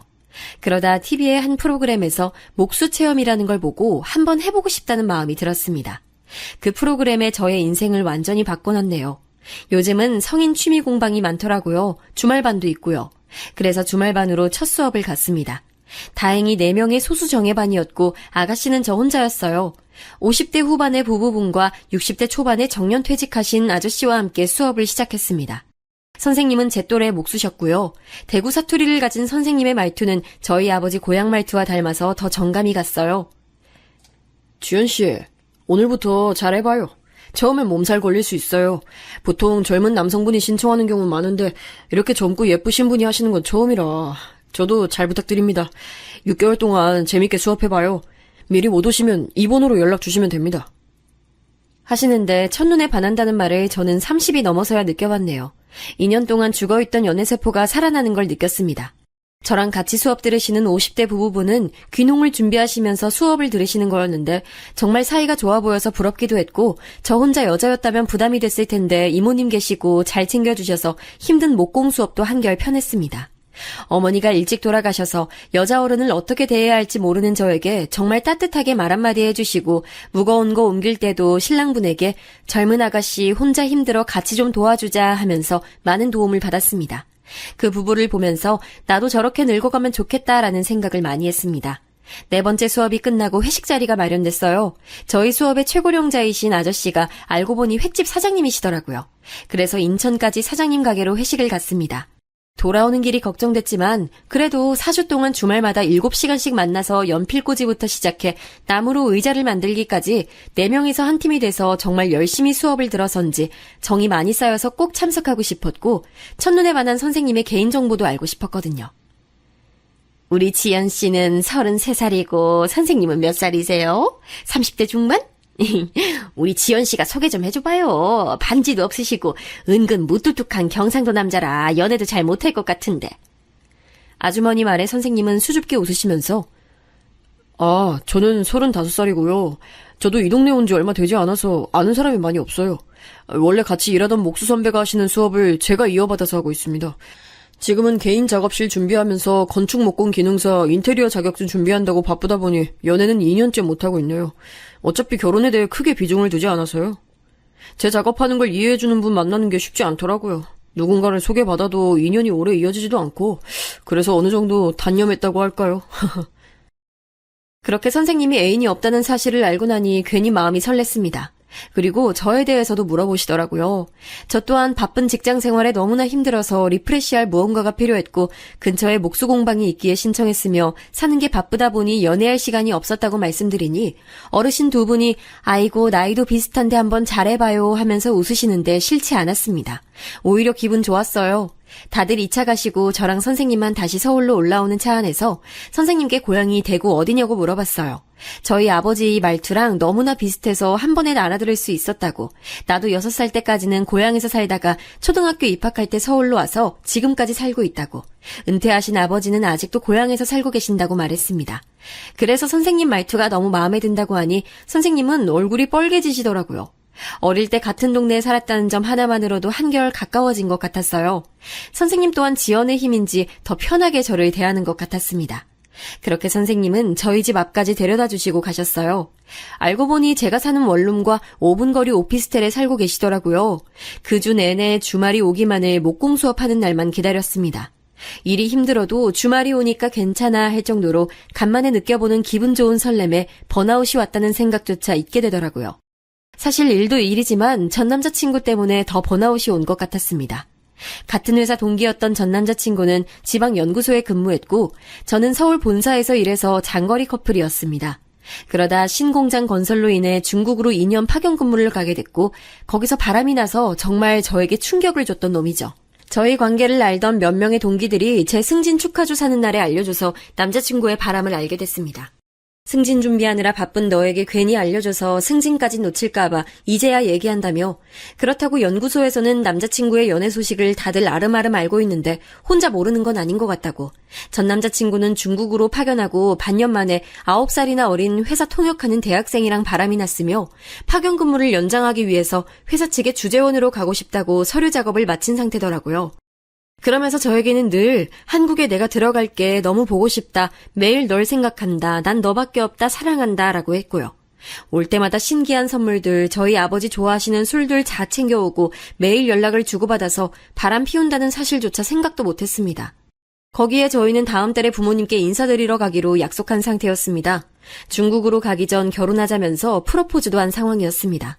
평생을 웃게 해주겠다. 우리 같이 재밌게 살자고 편지까지 써준 남자친구였는데 모든 게 부질없고 정말 사람에 대한 환멸이 났습니다. 네가 어떻게 그럴 수가 있어? 9살이나 어린 여자랑 노니까 세상 행복해 보이지. 언제까지 속이려고 했니? 널 믿고 매일 사랑한다고 하는 내가 얼마나 웃겼니? 이래놓고 다음 달에 어머니 뵈러 가자고? 나한테 무슨 생각으로 말한 거야? 내가 그렇게 우스워? 안 들킬 거라 생각했어? 다시는 연락하지 말고 본사 쪽으로 자리 옮길 생각도 하지 마라. 너 내 눈에 띄면 가만두지 않을 거야. 내 인생 걸어서 너 망하게 할 거야. 내가 그 누구보다 독한 거 잘 알지? 내 눈에 눈물 흘린 만큼 너한테 복수할 거니까 눈에 띄지 마. 알았지? 평생 보지 말자. 중국 주재원 간다고? 평생 중국에서 살아. 그러자 남자친구는 긴 한숨을 쉬며 야, 나라고 마음이 편했을 것 같아? 우리 만나면 늘 회사 얘기한다고 웃으면서 얘기한 적이 언제였는지 기억이나 나? 그래, 인정할게. 새롭게 누군가 만나니까 신선해서 기분 좋았어. 설레는 것도 좋았고. 근데 딱 거기까지 감정인 거지. 이 사람이랑 결혼을 하겠다거나 그런 거 아니야. 9살이나 어린애랑 무슨 미래를 꿈꾸겠어. 내가 돌아갈 곳은 너뿐인 거 알잖아. 너 정말 이런 일로 헤어질 거야? 정리할게. 정리할 거야.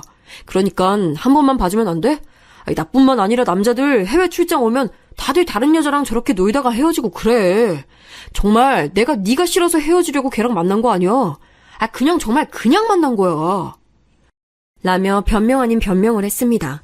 또한 제 핑계를 대면서 중국 주재원 원서 넣은 거는 여기서 승진이 더 잘 될 것 같으니까 저는 승진했는데 본인은 못하니 부담이 되었답니다. 정말 어이가 없었고 이런 자격지심을 가진 남자라니 한숨만 나왔습니다. 거기에 남자는 원래 그런 동물이다며 자꾸 저한테 모든 남자는 몸이 멀어지면 한 번씩 실수한다고 가스라이팅을 하는데 정말 기가 찼습니다. 정말 모든 남자는 그런 걸까요? 저는 단호하게 헤어짐을 고했습니다. 바람 피운 놈은 또 피운다는 속설을 믿기도 했고 미안하고 울고불고 사과하는 모습이 아니라 비겁하게 구는 남친의 모습을 보니 정이 떨어져서 더 이상 사귈 수가 없었습니다. 나 너랑 다시 만날 생각 없어. 자꾸 연락하면 중국 주재원 팀장님이 우리 학교 선배고 나랑 정말 친한 분이라는 거 알지? 너 이런 거 다 소문나게 할 거야. 너도 그런 거 바라지 않잖아. 다신 보지 말자. 전화도 메신저도 보내지 마. 하면서 끊고 나니 정말 사랑이라는 게 뭔지 2년이라는 세월 동안 우리가 나눈 시간은 어느 순간 다 쓸모없는 시간이 됐더라고요. 결혼을 약속하던 우리는 한순간에 남이 되었습니다. 제 마음도 마음이지만 그 친구가 저희 아빠에게도 참 잘했거든요. 엄마 없이 혼자 절 키우시면서 많이 외로운 우리 아빠 낚시 친구도 돼주고 술 친구도 돼주어서 사랑하는 마음보단 고마운 마음이 더 컸었는데 이렇게 배신을 당하고 나니 내 마음만큼 아플 아빠를 생각하니 더 용서가 되지 않았습니다. 제 결혼 조건 중 가장 중요한 것이 바로 우리 아빠에게 아들 같은 사위가 될 수 있는 남자였습니다. 가족이라곤 아빠랑 둘뿐이라서 저도 딸 같은 며느리가 돼야겠지만 정말 아빠랑 취미도 비슷하고 살갑게 아빠에게 다가갈 수 있는 남자를 원했습니다. 아빠가 30년이라는 세월을 힘들 때마다 저를 보면서 힘을 내셨던 아빠에게 제가 해드릴 수 있는 제일 큰 효도가 바로 가족을 만들어주는 거라 생각했습니다. 그래서 남자친구의 배신이 더 상처가 컸습니다. 저희 아빠에게 잘했던 남자라 결혼까지 할 거라 믿어 의심치 않았거든요. 하지만 직장 생활 해보신 분들 아시죠? 아직도 이런 소문이 나면 여자 쪽이 훨씬 더 뒷소문이 안 좋게 난다는 걸. 그래서 최대한 아무렇지 않은 척했고 더 회사 일에 매달리다 보니 번아웃이 온 거였어요. 아빠에게도 일이 바빠서 헤어졌다고 말하고 절대 그 사람에게 연락하지 말라 했습니다. 딸 마음은 누구보다 빨리 눈치채는 우리 아빠는 아마 제가 말 안 해도 눈치챘을 겁니다. 그렇게 2년이라는 시간이 지났고 새로운 사람이 마음에 들어왔습니다. 저 또한 이렇게 누군가를 첫눈에 반해본 적도 이렇게 빨리 마음이 간 적도 없어서 당황했습니다. 하지만 다시 누군가를 사랑할 수 있다는 게 기적처럼 느껴져서 그 설렘조차 기분 좋게 느껴지더라고요. 주말이 찾아왔습니다. 코로나 바이러스가 한창 기승을 부릴 때였어요. 같이 수업을 듣는 부부분도 횟집 사장님도 자가격리를 하셔서 주말 동안 선생님이랑 둘이서 공방에서 작업을 했습니다. 지연 씨랑 둘이서 작업하니 음악 틀어놓고 저희 천천히 진도 나갈까요? 평소 만들고 싶었던 디자인이 있으시면 말씀해 주세요. 같이 점심을 먹고 작업을 하고 저녁을 먹고 집까지 데려다 주시고 주말 내도록 선생님 둘이서 데이트한 느낌이었습니다. 선생님이랑 이야기를 할수록 더 선생님께 끌렸고 선생님 또한 저에게 마음이 있는 것 같은데 먼저 선뜻 다가오지 않으시더라고요. 선생님, 제가 수업 끝날 때까지 기다리려고 했어요. 하지만 용기 내서 놓치지 않는 게 중요해진 나이인 것 같아요.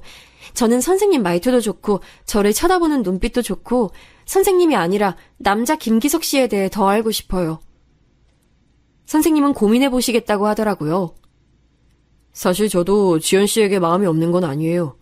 다만 제가 아직 몫으로서 기반을 잡은 상태가 아니에요.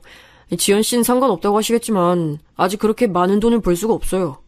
저도 젊은 나이도 아니고 30대 중반에 이렇게 설렐 수가 있다는 거 얼마나 힘든 일인지 저도 알고 있어요. 하지만 수업 끝나기 전에 우리 사이가 연인으로 확정짓는 건 아닌 것 같아요. 그러니 우리 시간을 두고 생각해봐요. 저 또한 지연 씨에게 호감이 있어요. 그 이상일 수도 있고요.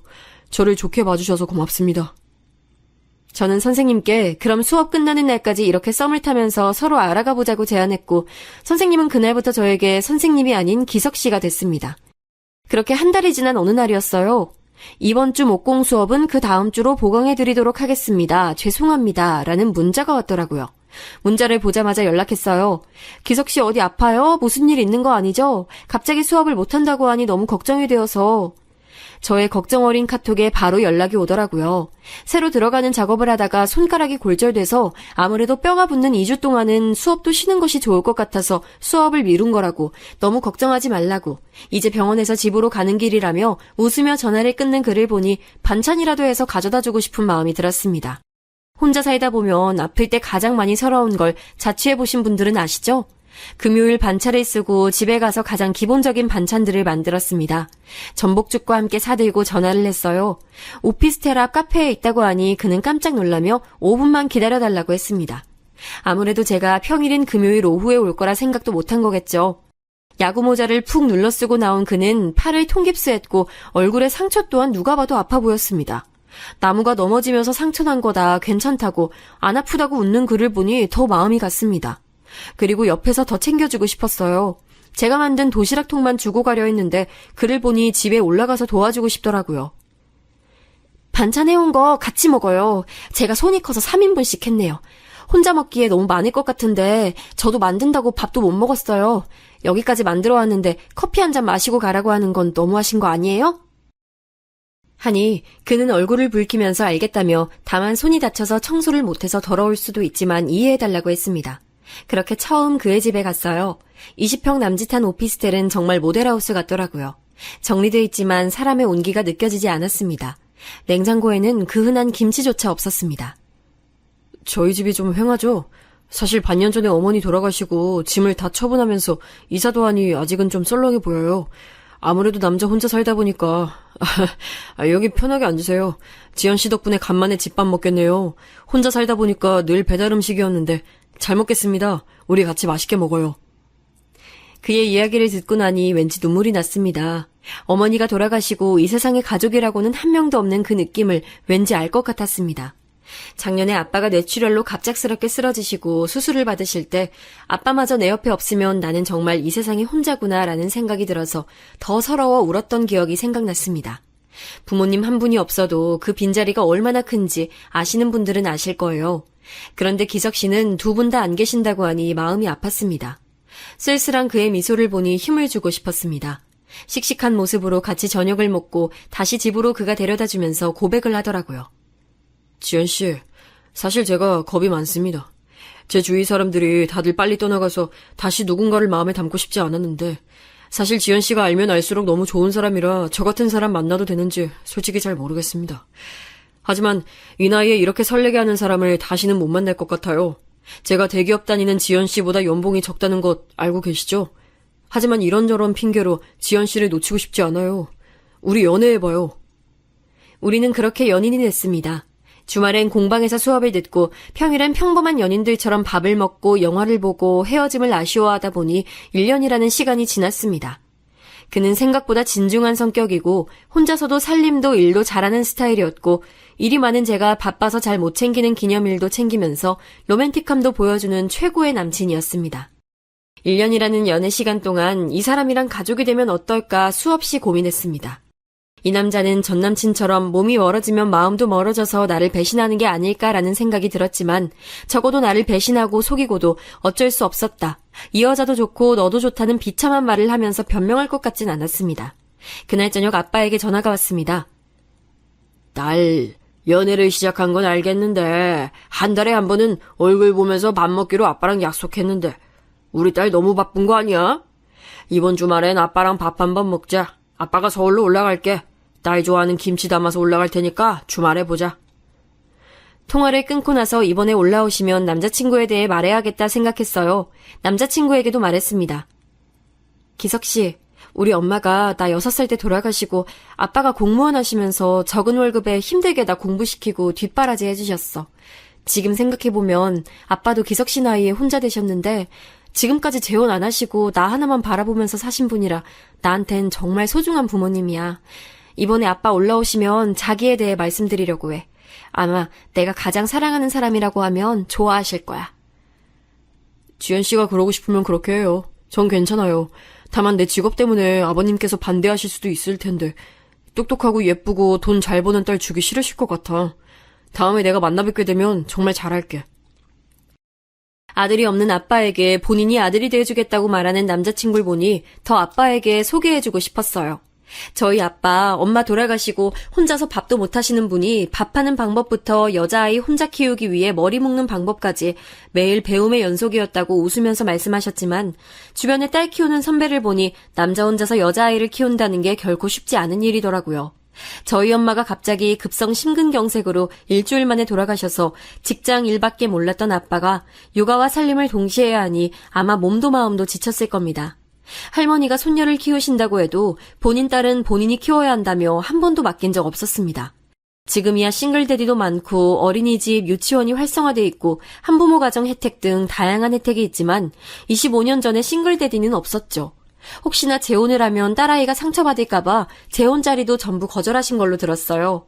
저 시집 보내고 나면 생각해 보시겠다고 한사코 거절하셨다며 고모가 늘 아빠에게 잘해야 한다고 말씀하셨거든요. 그래서 지금 사귀는 이 남자가 더 아빠랑 잘 지낼 수 있을 거라는 확신이 들었습니다. 비록 나보다 연봉이 적을 순 있지만 그만큼 제가 남들보다 많이 벌고 있으니 별 문제 되지 않을 거라 생각했어요. 늘 아빠는 지연이가 좋은 게 제일 중요하지라고 말씀하셨으니까요. 하지만 현실은 다르더라고요. 아빠를 만나고 밥을 먹고 분위기 좋은 카페에서 남친에 대한 얘기를 했어요. 아빠, 나 마음에 드는 사람 생겼어. 아빠한텐 말 안 했지만 2년 전에 전 남자친구가 바람을 펴서 나 몰래 오래 사귀고 있었는데 뻔뻔하게 남자는 해외 나가면 다 그런다는 식으로 말하더라. 그게 너무 상처가 돼서 평생 연애도 결혼도 안 하고 싶었거든? 그런데 취미생활 해보려고 한 목공 수업에서 지금 남친 만났어. 직업은 목수고 나보다 2살 많은 사람이야. 부모님은 작년에 돌아가셨고 지금 만난 지 1년 됐어. 아빠, 나 이 남자랑 결혼하고 싶어. 정말 같이 살고 싶은 사람이야. 이 사람 닮은 아이도 낳고 싶고 아빠한테 축하도 받고 싶어. 아빠 한번 만나보실래요? 나는 절대 그놈 안 만난다! 아빠는 화를 내시면서 자리를 박차고 나가셨습니다. 딸한테 간다는 인사조차 안 하신 아빠는 긴 문자를 보내셨어요. 지연아, 아빠가 지금 너를 보면 너무 험한 소리를 할 것 같아서 그러면 서로에게 너무 상처가 될 것 같아서 인사도 안 하고 대구에 내려간다. 학벌이 전부가 아니고 돈이 전부가 아니라는 거 안다. 하지만 인생이라는 게 현실이라 너만큼 배우고 너만큼 돈도 잘 버는 사람 만나서 풍족하게 살길 바란다. 이 나이 되도록 혼자서 너 하나 키우면서 좋은 곳에 시집 보내는 희망으로 살았는데 어찌 고아의 목수인 남자에게 시집 가려고 하니? 아빠를 생각한다면 이러는 건 아니다. 헤어지면 연락다오. 연락 기다리겠다. 아빠가 이 세상 떠나는 날에 이 남자면 우리 딸을 맡겨도 된다는 생각이 드는 사람, 적어도 미래가 불투명한 사람은 아니었으면 좋겠네. 외동딸로 외롭게 자란 너에게 새로운 가족도 생기면 좋겠고 내가 없어도 잘 살아갈 수 있는 그런 집안의 귀한 아들을 사위 삼고 싶은 아빠의 마음을 이해해 주길 바란다. 라고 장문의 문자를 읽으니 눈물이 나더라고요. 아빠의 마음도 이해는 갔습니다. 전남친처럼 부모님이 살아계시고 좋은 대학, 같은 직업을 가진 남자가 아빠 눈에는 더 좋아 보이시겠죠. 그렇게 아빠랑 헤어지고 하루 종일 울었습니다. 그날 저녁 그는 이럴 줄 알았는지 술과 치킨을 사들고 찾아왔습니다. 말없이 술 한잔하면서 자기는 아버지 마음도 이해한다며 내 딸이 나중에 이렇게 예쁘고 혼자서도 공부도 잘하면서 잘 컸는데 목수인 자기 같은 남자랑 미래를 생각한다고 하면 나도 반대부터 할 것 같다면서 그래도 지연 씨가 먼저 떠나지 않으면 언제나 내 옆에 있겠다는 글을 보며 저는 더 마음이 깊어갔습니다. 돈이 인생의 전부가 아닌데 내가 열심히 공부해서 대기업 들어간 것은 내 삶이 더 행복해지기 위해서 내가 사랑하는 사람들에게 물질적으로 더 많은 것을 해주기 위해서였는데 대기업 다니는 딸보다 돈 적게 번다는 이유로 직업에 대한 미래가 불투명하다는 이유로 얼굴조차 안 보겠다는 아빠에게 서운함이 앞서더라고요. 그렇게 한 달이라는 시간이 지났습니다. 그동안 아빠는 단 한 번도 문자를 보내거나 전화를 하거나 하지 않았습니다. 친구들을 만나서 고민을 털어놨어요. 그를 만나고 100일이 지났을 때 제 베프들에게 소개시켜줬거든요. 친구들도 처음엔 네가 왜 그런 조건의 남자를 만나는지 모르겠어 하면서 반대했다가 실제로 만나고는 다들 남자가 너무 진국이다. 정말 눈빛이 너를 하나하나 사랑하는 게 느껴진다. 그래 돈은 열심히 네가 벌어. 보니까 육아도 너보다 더 잘하실 듯해 하면서 이제는 다들 인정해주는 분위기라서 그런지 아빠에 대한 서운함이 쏟아져 나오더라고요. 나도 알아. 우리 아빠가 날 정말 힘들게 키우신 거. 우리 고1 때부터 독서실 끝나면 아빠가 맨날 나 데리러 나오시고 그러다 너희 집까지 일일이 아빠가 태워주시고 그렇게 내 고3 내내 아빠가 회식 한 번 안 가고 날 위해서 희생하신 거 알거든? 남자가 돈 많이 벌어오는 게 전부는 아니잖아. 나만 사랑해주고 자기 일 열심히 하는 사람이고 지금 연봉이야 내가 높지만 목수야말로 안 잘리고 평생 일할 수 있는 전문적인 일이잖아. 평생 꿈을 쫓아서 산다는 게 얼마나 멋있는 일인데. 속마음을 털어놓을 수 있는 친구를 만나자 아빠에게 서운했던 말들이 쏟아져 나왔습니다. 내 마음을 아빠가 너무나 몰라준다는 생각이 들었고 나한텐 소중한 사람인데 돈으로 저울질대는 게 억울하기도 했습니다. 지연아, 내가 딸이 있잖아. 자식을 키우니까 세상 보는 눈이 달라지더라. 난 너네 아버지 마음 이해해. 하지만 여자로서 네 마음도 이해해. 아, 이건 정답이 없는 것 같아. 조건 좋은 남자 만나서 잘 살 수 있지. 아, 근데 조건 좋은 남자랑 사랑 없이 사는 게 행복할까? 그건 절대 아니라고 본다. 결혼은 현실이야. 정말 하나하나 맞춰가도 싸우는 일 많은데 그래도 사랑한 기억 가지고 살면서 늙어가는 건데. 난 결혼 찬성. 며칠 지나면 34살이고 그렇게 1살, 2살 더 나이 먹으면 이렇게 가슴 떨리게 사랑하는 감정 또한 늙어요. 일단 아버지 찾아가서 뵙는 걸 추천해. 자식 이기는 부모 없다고 하잖아. 친구들의 이야기를 듣고 나니 이렇게 연락을 하지 않은 채 무소식으로 아빠의 결정만을 기다리는 게 능사가 아니라는 생각이 들었습니다. 아빠를 직접 만나면 무엇이든 해결이 될 거라 생각이 들었습니다. 자식을 이기는 부모는 없다라는 말에 기대보고 싶었습니다. 이대로 아빠랑 멀어질 순 없었어요. 저한테 남자친구만큼 소중한 사람이 바로 아빠인데 마음이 멀어지는 것 같아서 너무나 속상했습니다. 다음 날 고모에게 전화 한 통이 왔습니다. 안 그래도 아빠의 안부가 걱정이 됐는데 고모 또한 저희 부녀가 걱정이 되셨겠죠. 지연아, 잘 지내지? 고모야. 얘기 대충 들었어. 아유, 너희 아빠 너무 속상해서 술 마시고 나한테 울면서 전화가 왔더라. 아유, 요즘 식사도 잘 안 하는지 지난주에 반찬 갖다 준 거 하나도 안 먹었어. 아빠가 너무 속상해서 밥이 안 넘어가시나 봐. 아빠가 빈속에 술만 먹으니까 너무 걱정이 돼서 전화를 했어. 밥도 안 먹고 고모 말은 안 들으니 지연이가 먼저 아빠한테 전화 한 통 해봐.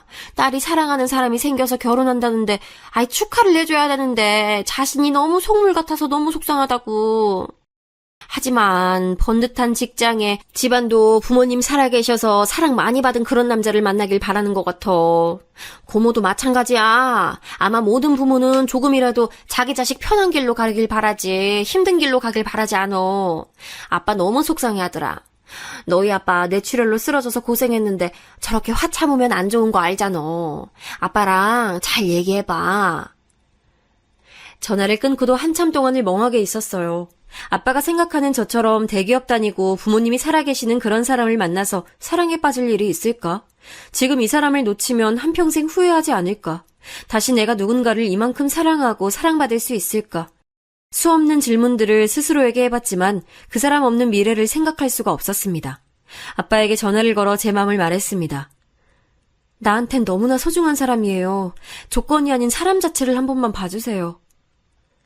하지만 아빠는 듣기 싫다 한마디로 제 마음을 인정해주지 않으시더라고요.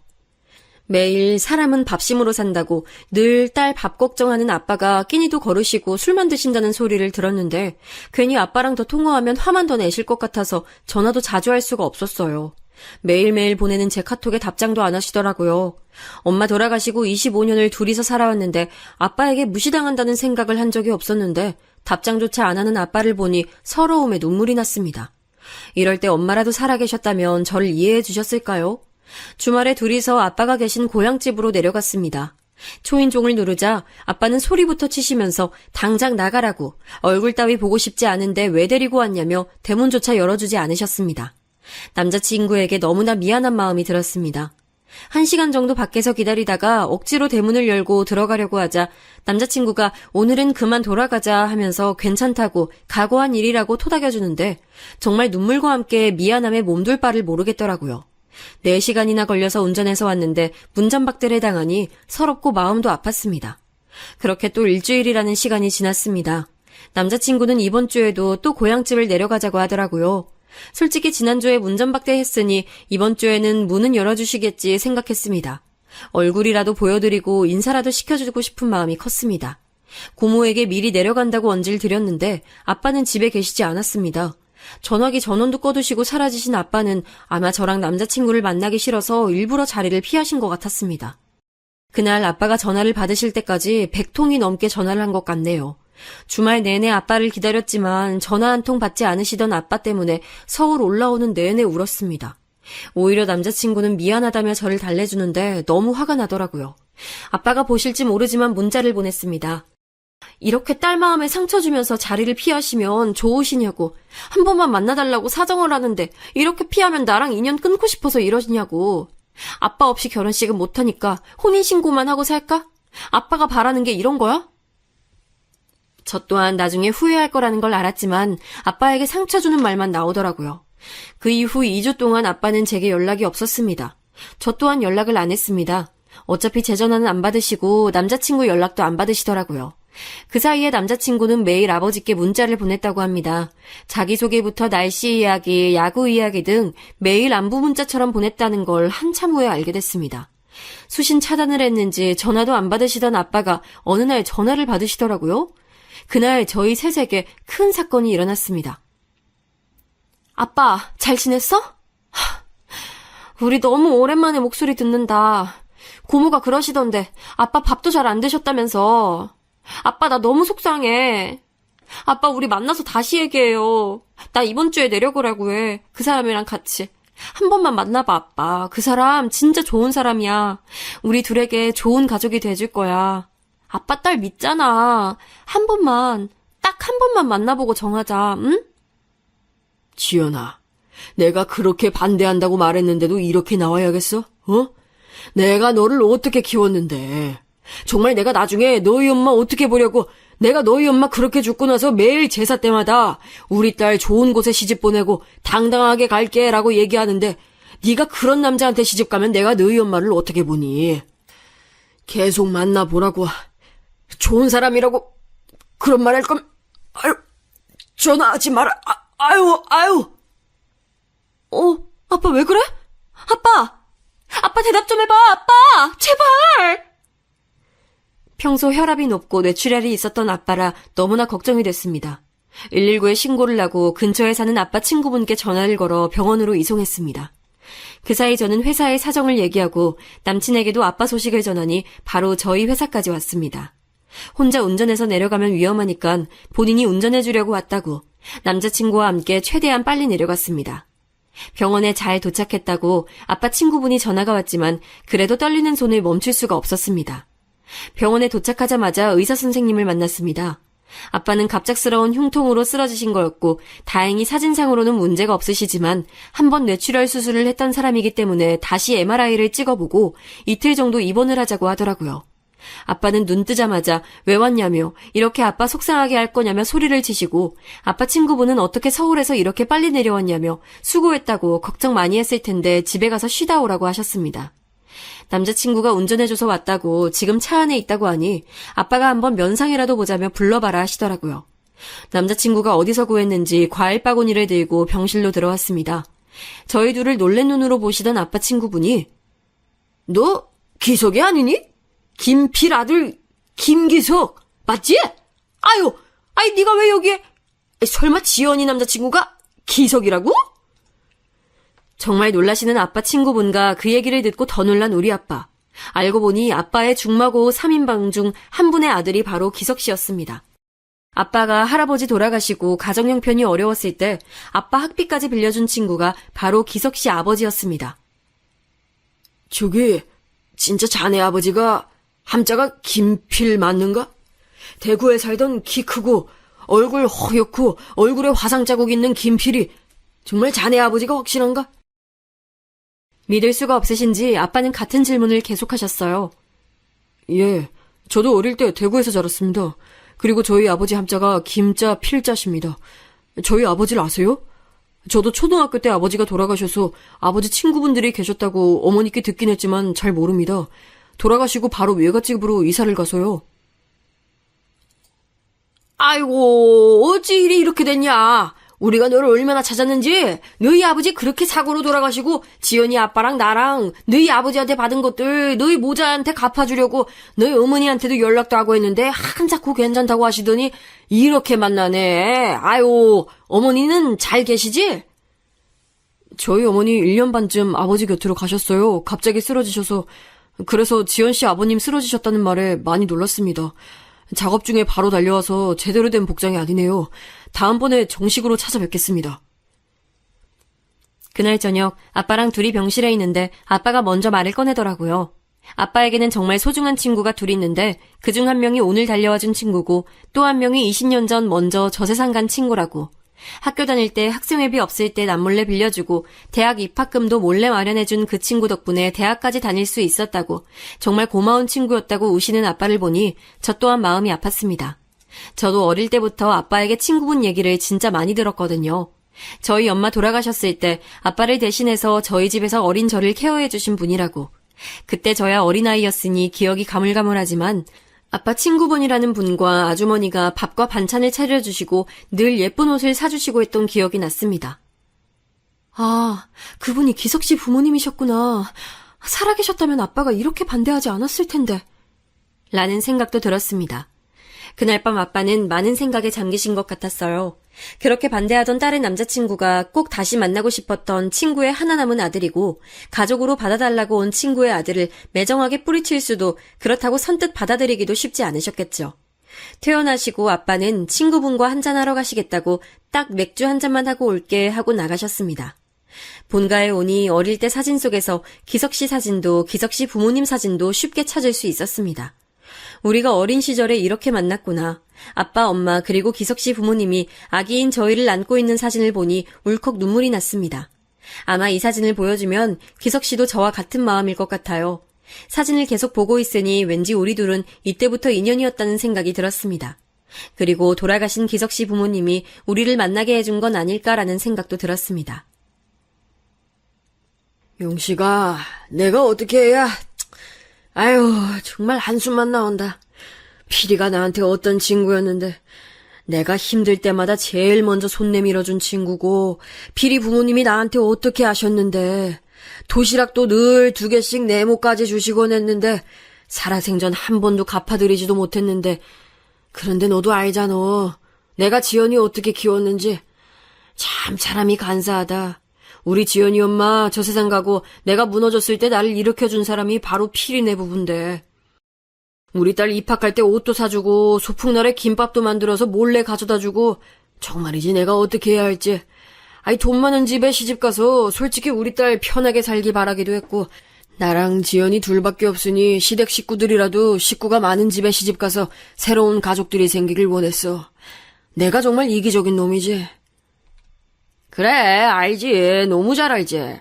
지연이 엄마가 그렇게 허무하게 가고 나서 30대 중반 젊은 나이에 네가 혼자서 재혼도 안 하고 지연이만 바라보면서 좋은 아빠 한다고 그 누구보다 노력한 거 내가 다 안다. 하지만 피리가 너에게 아들 하나 줬다 생각하면 안 되겠니? 아이 지연이도 잘 벌고 있고 목수도 피리 닮아서 손재주가 좋았나 보네. 아 요즘은 목수 같은 전문직도 알아준다더라. 우리 세대랑 다르잖아. 아들 녀석이 아빠 닮아서 손재주가 좋았나 봐. 아이 피리 녀석 닮았음 지연이한테도 잘할 거야. 피리가 재수 씨한테 얼마나 잘했는데.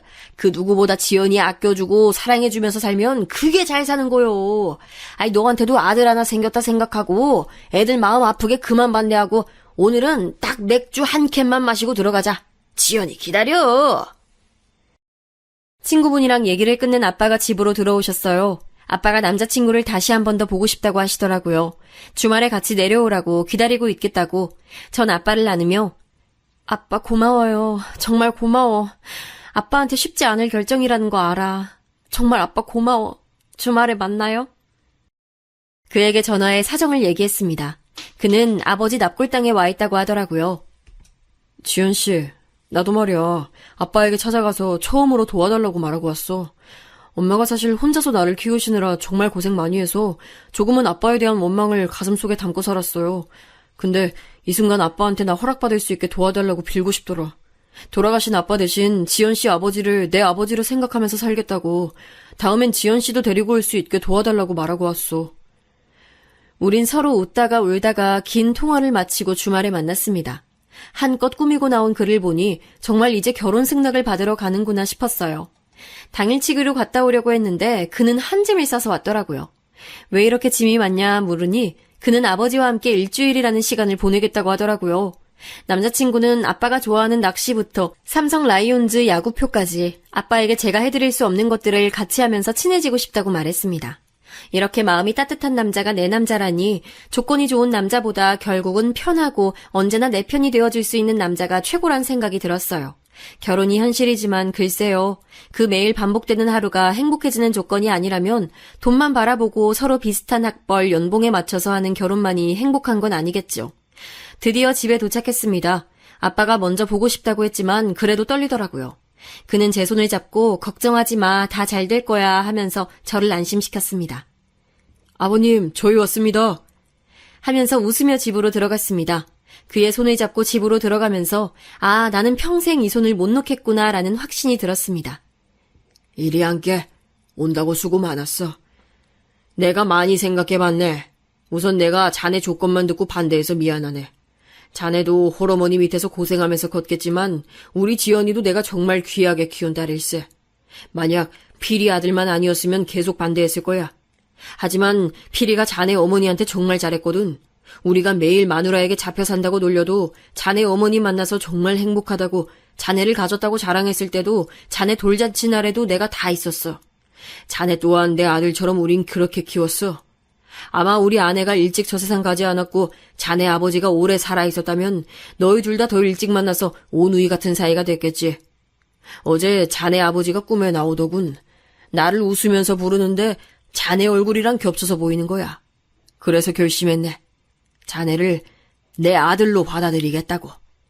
우리 지연이 잘 부탁하네. 아버님, 정말 감사합니다. 안 그래도 혹시나 반대하시면 아버님 옆에서 일주일간 붙어서 허락받으려고 짐 싸왔습니다. 사실 아버지가 일찍 돌아가셔서 아버지와 무언가를 추억을 공유한 적은 없습니다. 우선 아버님이 좋아하시는 낚시부터 배우겠습니다. 제가 손으로 하는 건 무엇이든 잘합니다. 아버님 아들로서 그리고 지연 씨의 남편으로 최선을 다해 살아가겠습니다. 정말 실망시켜드리는 일 없이 잘하겠습니다. 허락해주셔서 감사합니다. 아빠, 우리 예쁘게 잘 살게요. 허락해주셔서 너무 감사해요. 아빠랑 그렇게 싸우고 나 많이 울었어요. 나한테 제일 소중한 아빠인데 아빠 다시 쓰러질까봐 내가 얼마나 걱정했는데. 아빠 정말 고마워. 그렇게 그는 저희 신랑이 됐습니다. 아빠 말씀으로는 저희가 오기 전날 기석씨 아버님이 꿈에 나와서 그렇게 잔소리를 했다고, 그래서 저 세상 오면 다시는 친구도 안 할 거라고 말씀하셨답니다. 그리고 어머님까지 나와서 우리 아들 예쁘게 봐달라고 오는데 기석이를 내 아들이다 생각하고 살아야겠다 마음먹으시곤 친구도 딸도 잃고 싶지 않다고 반대해서 미안하다고 하셨어요. 남은 생 동안 우리 부부 즐겁게 사는 모습 보고 가겠다고 마음을 먹고 나니 한결 편해지셨다고 웃으며 말씀하시더라고요. 내일은 아빠를 모시고 시아버지 시어머니 납골당에 가보기로 했습니다. 정말 하늘이 이어준 인연은 있다는 말이 저희 부부를 두고 하는 말이 아닐까요? 이 인연을 소중히 여기면서 이제는 아빠와 저 그리고 예비 신랑까지 행복한 일만 남았네요. 만날 사람은 무슨 일이 있어도 만난다는 말, 저는 이제 그 말 믿으려고요.